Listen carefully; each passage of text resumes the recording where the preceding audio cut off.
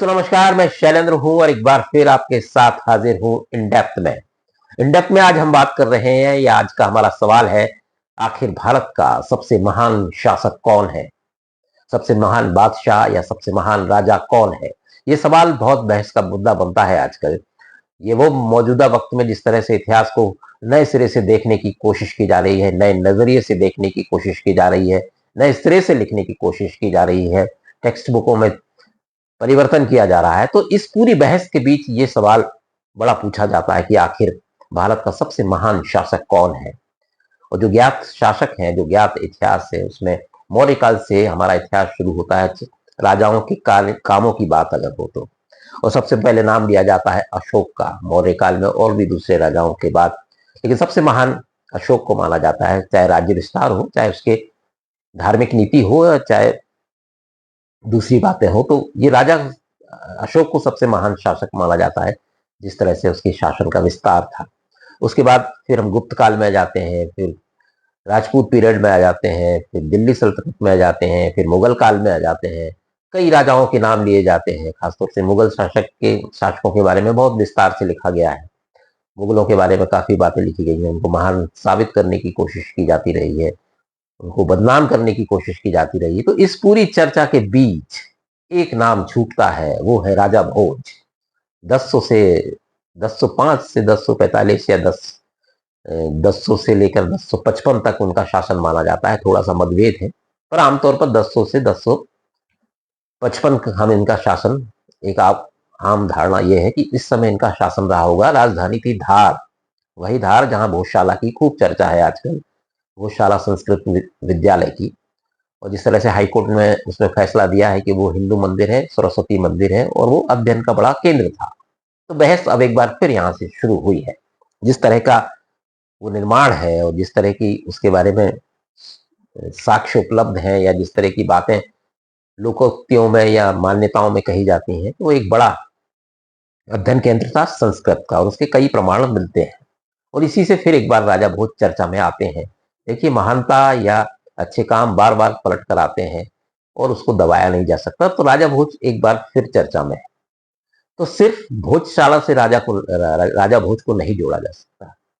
उस अगर राजा भोज की हम चर्चा करें, तो हो सकता है कि राज्य विस्तार में वो उतना बड़ा राज्य ना रहा हो। उनका राज्य था राजस्थान, पश्चिमी राजस्थान, दक्षिणी राजस्थान कह लीजिए, और पश्चिमी गुजरात से कह लीजिए लेकर भोपाल तक, यानी पूरा मालवा का इलाका, मालवा निमाड़ का पूरा इलाका, नर्मदा उसकी दक्षिणी सीमा मान लीजिए। तो ये राज्य विस्तार था राजा भोज का। लेकिन राज्य विस्तार से ज्यादा उनकी चर्चा होती है कि विजनरी शासक के तौर पर, बड़े सपने देखने वाला राजा। और उसके सबूत आज भी जमीनों पर आप देख सकते हैं। भोजशाला से बात शुरू हुई है, तो राजा भोज के कई निर्माण हैं जो यूनिक है। बड़े हो छोटे हो, उनका मकसद क्या है, पर वो यूनिक है कई मामलों में। उनको जो विजनरी साबित करते हैं, सबसे बुद्धिमान शासक उनको हम दर्जा दे सकते हैं बेहिचक। जिस तरह के उनके निर्माण में उनकी शख्सियत झलकती है।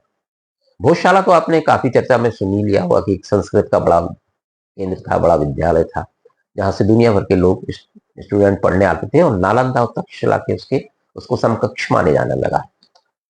अब लेकिन राजा भोज का जो सबसे बड़ा और महत्वाकांक्षी निर्माण था, वो है भोजपुर का मंदिर, भोपाल के पास। भोजपुर के मंदिर का अगर आप अध्ययन करेंगे, तो आपको राजा भोज की शख्सियत समझ में आएगी कि उस आदमी ने क्या सपना देखा था। क्या वो सपना था, अगर वो पूरा होता तो दुनिया का सबसे नायाब एक स्ट्रक्चर वो हो सकता था। जो सपना देखा गया और जिसको करने की कोशिश भी की गई, लेकिन वो अधूरा रहा। लेकिन हम अधूरे की बात नहीं है, जो सपना और जो प्लान था उसका, वो आज भी जमीन पर चीख चीख के बताता है कि वो क्या प्लान था। वो दुनिया का शायद सबसे बड़ा शिवलिंग है, एशिया का सबसे बड़ा शिवलिंग है, भारत का सबसे बड़ा शिवलिंग तो उसको कहा ही जाता है, जो एक पत्थर पर बना है। 18 फीट करीब उसकी ऊंचाई है, और एक ही पत्थर पर बनाया गया है। तो एक तो ये शिवलिंग को जिस तरह से डिजाइन किया गया, जिस तरह से वहां स्थापित किया गया, आप अगर जाएं भोजपुर तो आपको आश्चर्य होगा कि वो कैसे स्थापित हुआ होगा। उसके बाद उसका स्ट्रक्चर है जो मंदिर का बनाया जा रहा था, उसकी हाइट है, उसकी नक्काशी है, और वो जिस लोकेशन पर है, ये सारी चीजें बड़ी यूनिक है।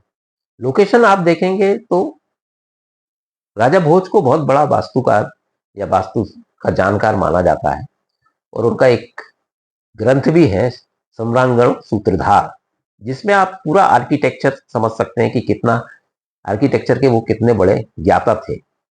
उससे उनसे जोड़ा जाता है उस ग्रंथ को। इसमें मंदिर बनाने की एक एक विधि, एक एक कला, एक एक डायग्राम, एक एक लेआउट उससे समझा जा सकता है। और अगर आप भोजपुर जाएं तो भोजपुर के मंदिर के आसपास जो डिजाइन बनी हुई है चट्टानों पर, ये दुनिया का एक मात्र मिसाल है। जिसको समझना हो मंदिर कैसे बनाए जाते थे, चाहे दक्षिण भारत के मंदिर हो, इतने बड़े बड़े मंदिर, इतने विशाल शिखर कैसे बिना किसी मशीन के, बिना किसी आधुनिक तकनीक के चढ़ा दिए गए या नक्काशी उन पर कर दी गई, तो ये बड़ा आश्चर्यजनक होता लगता है लोगों को उस जमाने में कैसा हुआ होगा। तो उन सारे सवालों के जवाब आपको भोजपुर में मिलेंगे। जिस तरह से आसपास की चट्टानों में उसके डायग्राम बनाए गए हैं, एक पूरी कार्यशाला होगी, वर्कशॉप होगी वहां मिस्त्रियों की, आप जान सकते हैं, कारीगरों की, नक्काशीगारों की। तो वो आप मान वहां पर पूरा देख सकते हैं कि वो मंदिर का प्लान क्या था, लेआउट्स बने हुए हैं, कैसे पत्थर काटना है उसका आपको पता लग जाएगा, कैसे स्तंभ खड़े करना है उसकी डिजाइन आपको पता लग जाएगी, कैसे मूर्तियां कैसे जाएंगी क्या है उसकी पता लग जाएगी। मंदिर के ठीक पीछे एक रैंप बना हुआ है पत्थरों और मिट्टी का, तो शिखर पर कैसे पत्थर चढ़ाए जाते हैं वो आपको समझ में आ जाएगा। पूरा मंदिर का डिजाइन और मंदिर कैसे बनता है वो आपको समझ में आ जाएगा। और जो लोकेशन की मैं बात कर रहा था कि उनको भौगोलिक संरचनाओं का बड़ा ज्ञान था, ज्योमेट्री के बड़े विज्ञाता थे। और ये भारत में कहा जाता है कि तमाम जो बड़े शिवलिंग हैं वो एक ही अक्षांश पर बने हुए हैं, तो भोजपुर भी उनमें शामिल है। और बाद में ये खोजें हुई जब सैटेलाइट से, अमेरिकी सैटेलाइट एक गुजर रहा था वहां से, तो उसने कुछ चीजें पकड़ी। उसमें के फोटो को जब अध्ययन किया गया तो वो एक ओम आकृति बनी हुई है, पूरी स्पष्ट दिखती है। आप अगर जाके देखेंगे गूगल मैप में तो उस ओम के बिल्कुल सेंटर में वो मंदिर है, जो प्राकृतिक एक संरचना है जो ओम के सदृश है, बिल्कुल हूबहू उसके सेंटर में वो मंदिर बना हुआ है। तो राजा भोज को ये सब जानकारियां कैसे थी, या उनके साथ जो रहने वाले लोग थे कारीगर उनको कैसी थी, ये बड़ा आश्चर्य का विषय। फिर सिर्फ मंदिर ही का डिजाइन नहीं था, पूरा एक कॉम्प्लेक्स था मंदिरों का जो बन नहीं पाया। अगर आप देखेंगे उसी से लगा हुआ 10-15 किलोमीटर का एक आशापुरी जगह है, वहां भी एक मंदिरों का पूरा कॉम्प्लेक्स है। तो बेतवा के पूरे घाट के किनारे पर एक पूरा मंदिर का लंबा कॉम्प्लेक्स था, और वो एक अद्भुत मंदिरों का शहर होता अगर पूरा हो पाता तो ये एक राजा की सोच क्या थी, राजा भोज की, आप सोच लीजिए।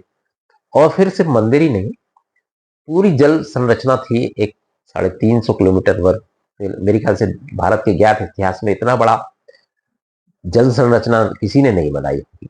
जो बांधों के द्वारा, जो सोचिए सन 1000 में वो बांध बनाए गए, जो आज भोपाल का तालाब है उसी का एक हिस्सा है बचा हुआ। तो भोपाल की जो बड़ा तालाब है वहां से शुरू होकर ये भोजपुर तक पूरा तालाब था। सोचिए कितनी बड़ी जल संरचना होगी। मंडीदीप एक शहर है भोपाल के पास छोटा सा, उसको मंडीदीप इसलिए कहा जाता है कि वो एक द्वीप में था, उसके चारों तरफ पानी था। और वो संरचनाएं आज आप आज भी देख सकते हैं उन बांधों की, भोजपुर मंदिर के आसपास कैसे उनको बांधा गया। उसके पीछे एक किंवदंती भी है कि राजा भोज को चर्म रोग हुआ था, और किसी ने कहा कि 365 नाले नदी सोर्स यानी पानी के, उनको उनके जल को एक जगह इकट्ठा किया जाए और अगर आप उसमें स्नान करें तो आपकी त्वचा रोग ठीक हो सकता है। ये तो खैर कथा है, लेकिन आप वास्तव में भी देखेंगे तो कई जगह बांध बनाए गए। इवन जब आप भोजपुर मंदिर जाते हैं, जिस सड़क पर चलते हैं वो भी एक बांध है। और भोपाल का नाम ही इसलिए रखा गया कि भोजपाल पहले इसका नाम था, राजा भोज, पाल मतलब बांध, तो इन दोनों शब्दों से मिलकर भोजपाल बना और फिर वो भोपाल हो गया। तो वो डैम आप भोपाल में भी देख सकते हैं, भोजपुर मंदिर के पास भी देख सकते हैं, बड़े बड़े पत्थरों से डैम बनाए गए जोड़कर। और फिर 2-3 जगह और नदियां नाले रोके गए और पूरी जल पानी को इकट्ठा किया गया। तो कितनी बड़ी जल संरचना होगी। उसको 1410 के आसपास एक मालवा के शासक थे हुशंग शाह, उन्होंने इस संरचना को तोड़वा दिया। इसमें भी कई किंवदंतियां हैं, लेकिन माना जाता है कि बहुत बड़ा जल क्षेत्र था, जमीन दलदली हो गई थी, खेती किसानी के लिए या बसाहट के लिए जमीन कम थी, तो उसने तुड़वाया और वो कई सालों तक वो पानी बहता रहा। और कई 50-60 साल में वो तालाब खाली हुआ और फिर जो बचा वो भोपाल का तालाब कहलाता है। तो सोचिए राजा भोज की कल्पना आप देखिए, एक मंदिर है, उसके चारों तरफ जल राशि है और वो नाव से उस तरफ जाते हैं। वो भारत का सबसे ऊंचा मंदिर है, सबसे बड़ा शिवलिंग है। तो उस आदमी की कल्पना कीजिए, कितना बड़ा विजन था उसका। लेकिन सिर्फ इतना ही नहीं है कि बड़े निर्माणों के द्वारा वो अपने इतिहास में नाम दर्ज कराना चाहते थे, भव्य भव्य इमारतों या भव्य वास्तु के जरिए अपना नाम इतिहास में दर्ज कराना चाहते थे, जैसे कुछ राजाओं ने किया।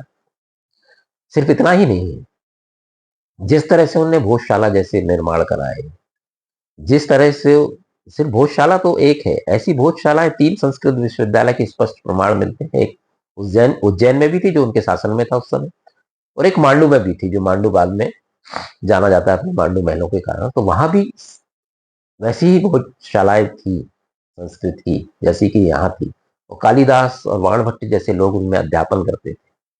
तो आप सोचिए, शिक्षा, साहित्य, वास्तु, व्याकरण, भूगोल सबके ज्ञाता राजा भोज, और सिर्फ ज्ञाता ही नहीं, उनको जमीन पर उतारने वाले राजा भोज। तो सबसे बड़ा विजनरी शासक। और ऐसा, और अगर हम सैन्य तौर पर देखें तो उन्होंने, उनकी लगातार संघर्ष हुए चालुक्यों और कलचुरी राजाओं से। तेलंग कह लीजिए, राजा तेलंग का नाम दिया जाता है, गंगू तेली जिनको कहा जाता है, गंगई और तेलंग, जो राजा भोज से जिनके युद्ध हुए और युद्धों में जीते। लेकिन इन कहीं ना कहीं इन युद्धों की वजह से ही वो निर्माण शायद पूरे नहीं हो पाए जो राजा भोज ने सपने देखे थे, और वो मंदिर अधूरा छोड़ दिया गया भोजपुर का, और संस्कृत के विश्वविद्यालय फिर तोड़ दिए गए आक्रांताओं के द्वारा। तो राजा भोज का जो सपना था, अगर हम उनके पूरे कामों को देखें तो उनमें उनका विजन नजर आता है, उनकी सोच नजर आती है। कितने बड़े सपने देखने वाला एक राजा भोज, जिसको इतिहास में वो स्थान नहीं मिला। देखिए, विचारों से फिर निर्माण होते हैं, उनके विचारों से ही फिर आगे चीजें चलती हैं। तो उनके विचार आप उनकी एक एक संरचना में आप समझ सकते हैं। इवन भोपाल में भी एक बड़े संस्कृत विद्यालय की या एक बड़े शिक्षा केंद्र की बात की जाती है, लेकिन उसके स्पष्ट प्रमाण नहीं है। बड़े तालाब का जो चौक बाजार इलाका है पुराने भोपाल में, ऐसा कहा जाता है कि वहां भी एक उनकी बड़ा केंद्र बनवाया था उन्होंने शिक्षा का, पर वो अब उसके स्पष्ट प्रमाण नहीं है। इसलिए हम भोजशाला, भोजपुर मंदिर और भोजताल की ही बात कर रहे हैं जो ज्ञात है। तो कभी आपको मौका मिले तो राजा भोज के कामों का अध्ययन कीजिए और उनके विजन को समझिए।